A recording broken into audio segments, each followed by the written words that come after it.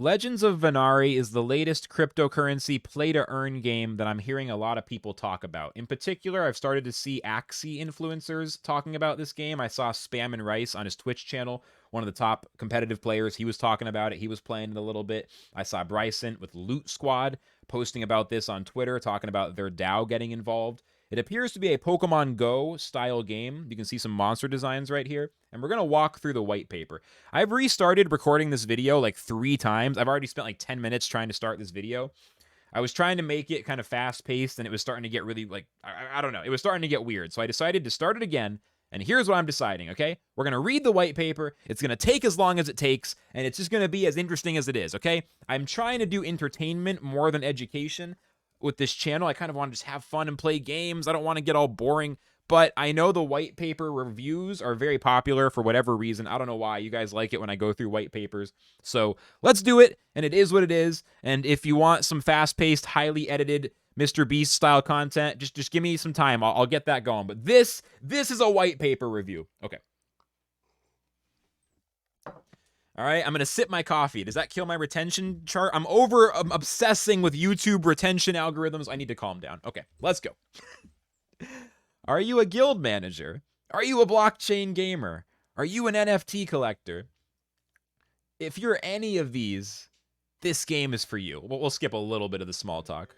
Let's just jump right in, though. Here's where it really starts. Core values. So here's what they're going to say. We have 3 core values that we stand by while building and iterating on Legends of Venari. Our core values are defined from our previous experiences in the space, seeing so many projects succeed or fail. We've gathered what we believe are key points that will help us guide us to create a successful project.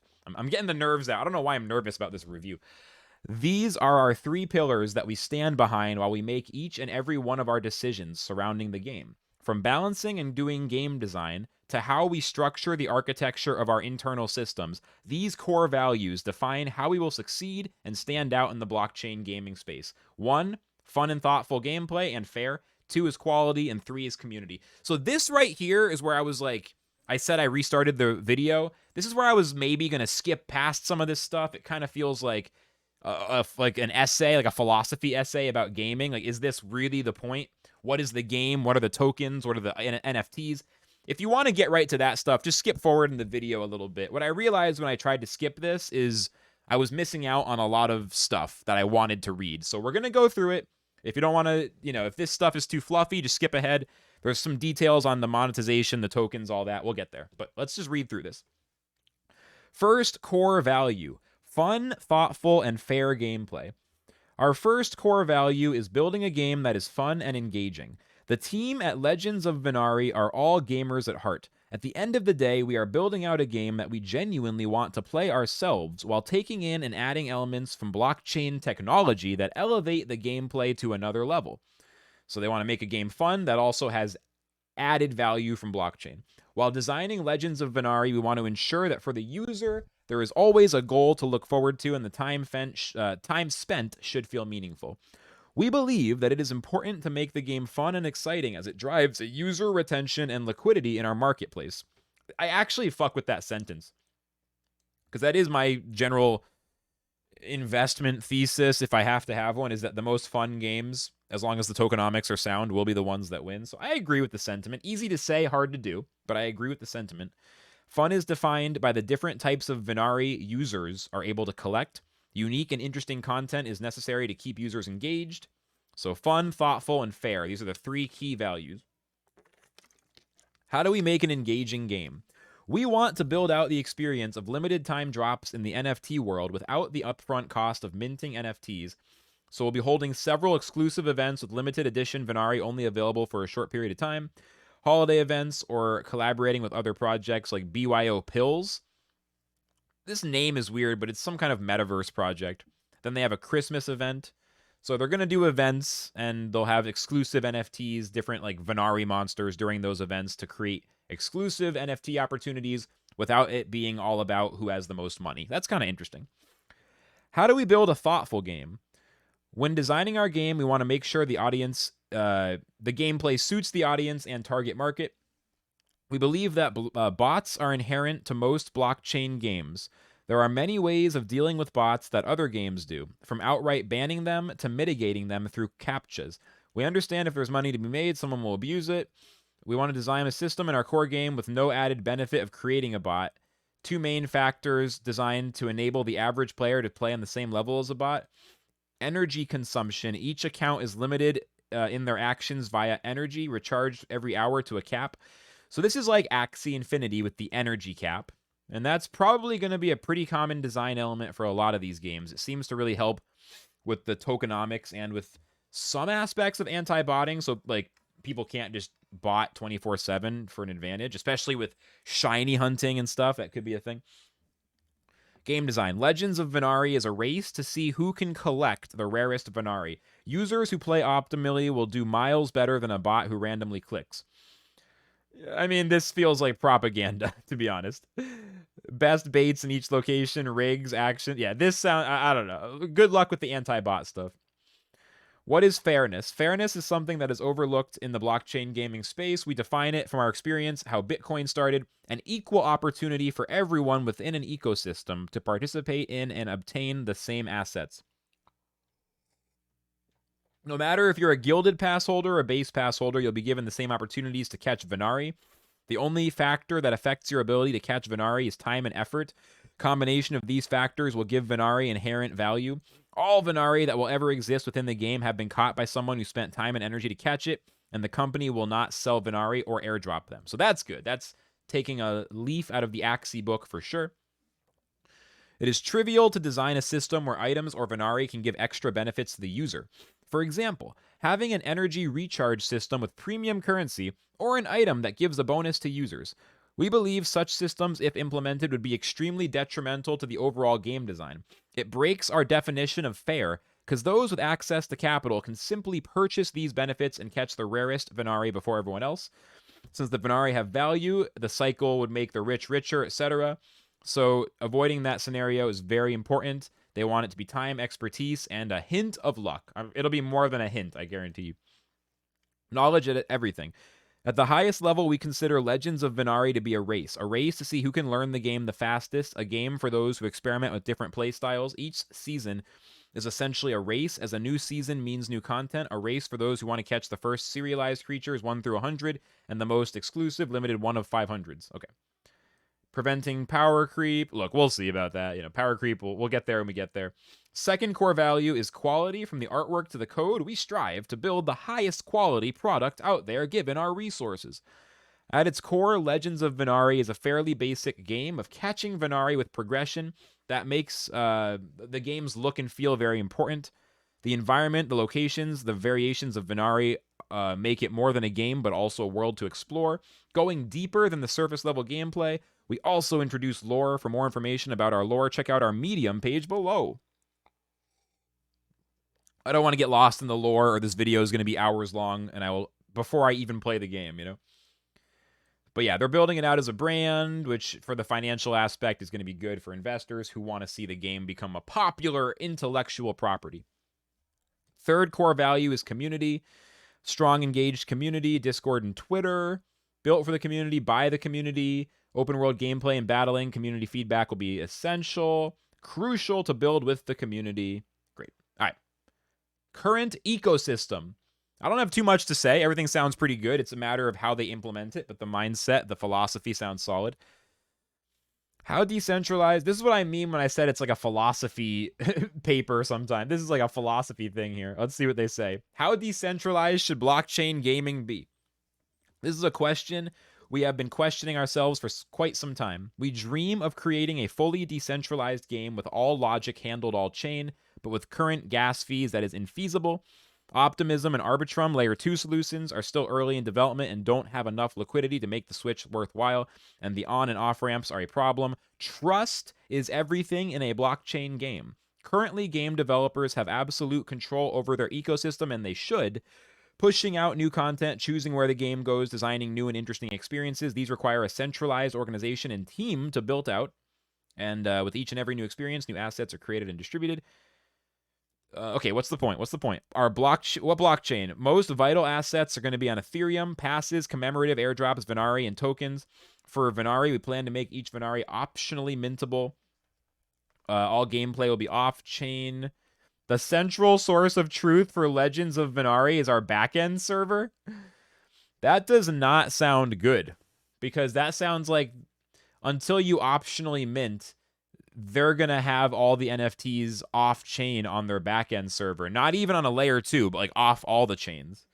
That sounds like a huge design flaw to me. Like that immediately would make me, on the surface, be very skeptical of putting money into a game where it's built that way. I don't know about that. That sounds really rough. Like create account, activate account, start playing, as opposed to this layer 2 experience. The problem is that this is how you actually use crypto. This is just web 2. This, I mean, yeah. This I'm very skeptical of. I think the path forward is for people to learn how to use basic functions of cryptocurrency wallets, not to abstract everything away until it looks the same as web 2. So I'm pretty skeptical of this. Let's keep reading, though. User experience comes first. We believe that user experience is everything. All right, I'm bored. Where is Legends of Venari positioned? We currently see 2 major categories of games come out. In the first category, we see games that are just DeFi products with a game skin on top, heavily focused on tokenomics and models to promise users outlandish ROI. Second category is games focused on building a game first and adding in tokens without a thought of how it may impact. Okay, yeah, they're saying other games are bad. Our game is going to be good. Okay, gotcha. Core team. Okay, I don't want to get too lost in this. I'm going to leave it to you guys if you want to look into the team. I'm mostly here to find out about the game itself. Here we can see the roadmap for the next year. So the Alpha Pass sale happened recently, and this is when some Axie influencers got theirs. I don't know exactly who bought one, who might have been given one for free. I don't know all the specifics. It seems like there was some kind of promotional outreach, maybe some gifted passes, but I don't know the specifics. You'll have to ask people who are playing, did you pay for that? Did you get it for free? Ask people what their relationship is with the game, get those disclaimers. But yeah, this happened recently, and now people can play. They haven't checked off the box in the white paper, but alpha launch just started, and it basically looks like Pokemon Go. Make an account, use bait to view, use a rig to catch, and then look at it in your inventory.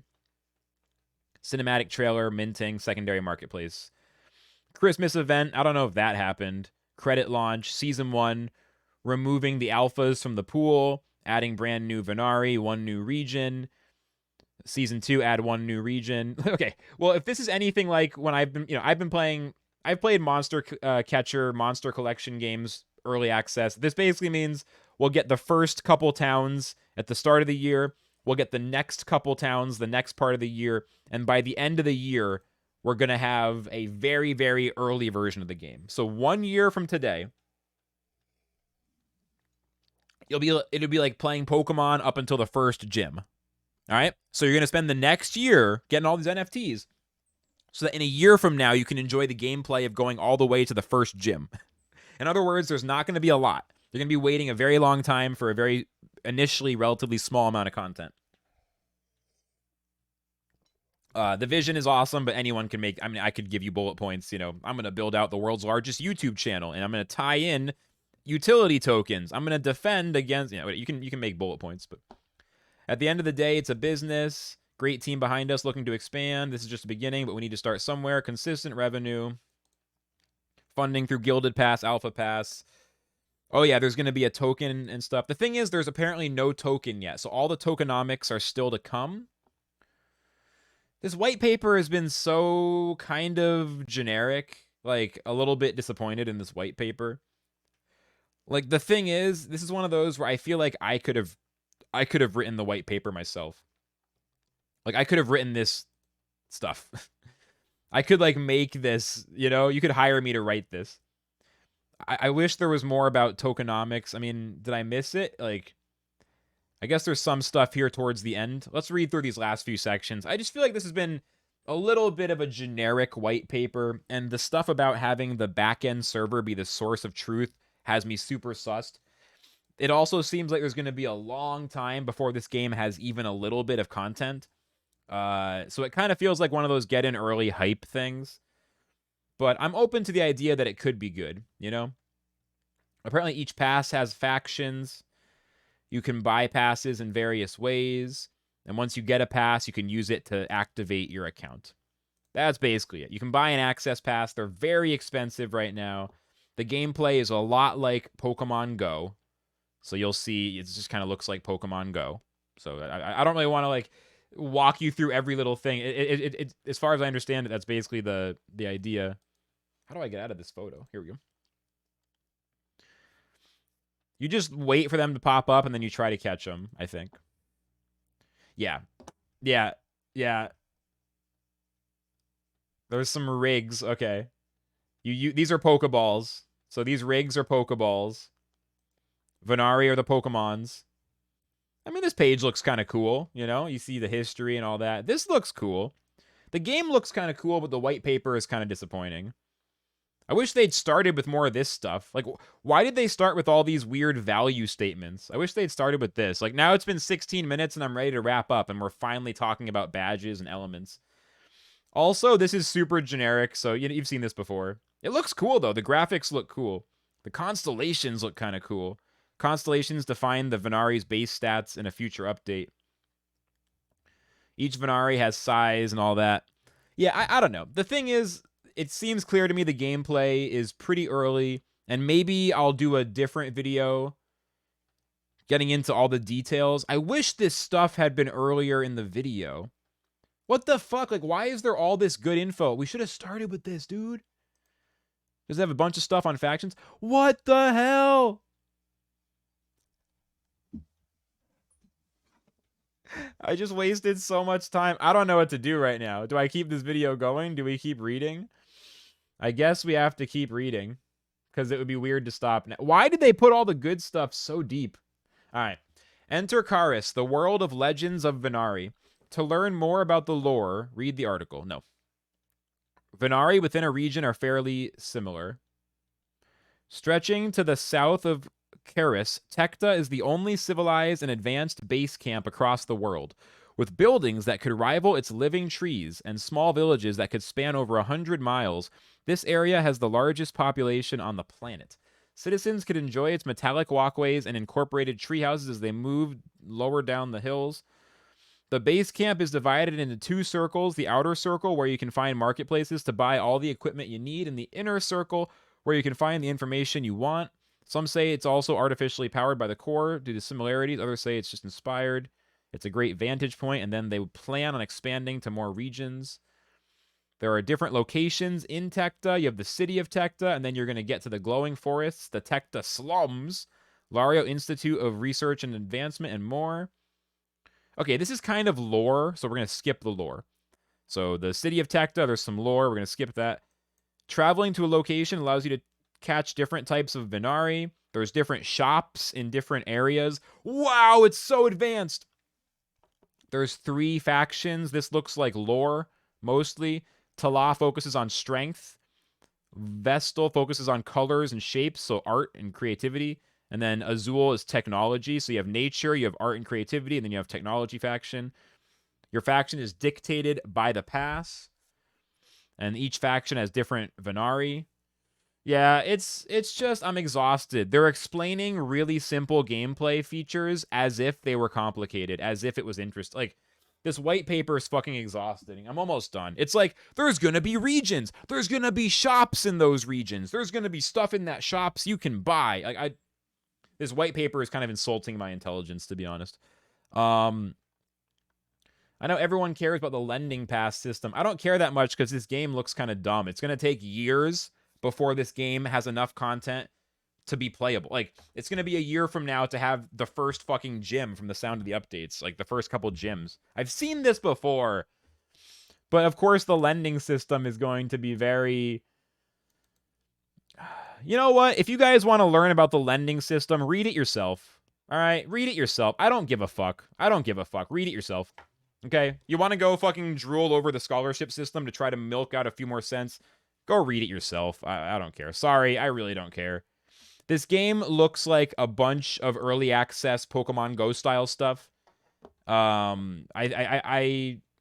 think it's going to be at least, I'm going to call it now, at least a year and a half until this game has more than like a little tiny bit of content. If you're going to get involved in this game, just based on the white paper, it seems like mostly a very long-term speculative investment. It seems like one of those things where, you know,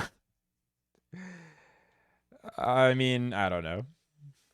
I don't know. I kind of feel like I just wasted 20 minutes of my life reading this white paper. I'm just being honest. This is the most authentic cryptocurrency gaming channel by far. No one else is even close. Everyone else will pretend they're excited or this or that, or they'll act nice. This honestly just felt like a waste of 20 minutes. I'm not very interested in this. Monsters look cool. Graphic design looks cool. I think it's at least 2 years before this game is even remotely fun. It's just going to be another game to click buttons and hope that your NFTs are the ones that get expensive. It looks like a speculation thing. I'm not excited about this. I'm not excited. So, yeah. And shit's super expensive. Access passes on OpenSea, I don't even want to look. They're really expensive. As of right now, I am not interested. So, there you go. There's your white paper review for Legends of Venari. It looks okay, but I'm not that excited about this. I'm not very interested. And I hope that was helpful. Until next time, Quixotic Flux, I guess that's it. So until next time, Flux signing out.